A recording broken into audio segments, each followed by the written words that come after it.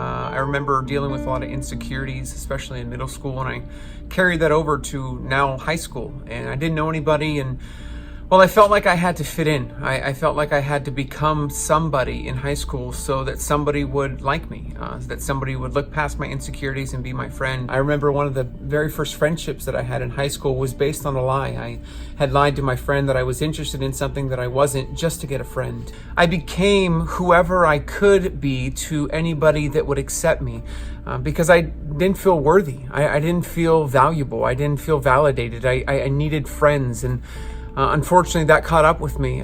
I remember I would walk about a mile to a mile and a half home every single day. And there's a street corner right before my house. And this is a major intersection where you can go up to 50 to 55 miles an hour. And I remember standing on the street curb and looking forward and seeing a Volvo. I remember the make and model of the car. It was one of those Volvo station wagons. I remember it because it was the moment that I decided that just life wasn't worth living anymore, that suicide was a better answer for me.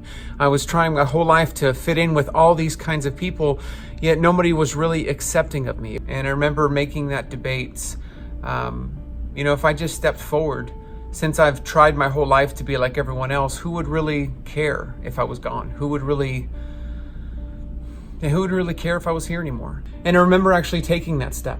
I took that step towards suicide, towards giving up my life. But I remember at that moment actually being pushed back. And it was a moment that I've had a hard time explaining, but I know that it was God speaking directly to me. And God simply spoke the words over me. You've tried your whole life to be like everyone else, Dustin, yet I accept you just the way you are. And he reminded me in Samuel how he doesn't look at the outwardly appearance, but he looks at the heart. I began to change and transform at that time.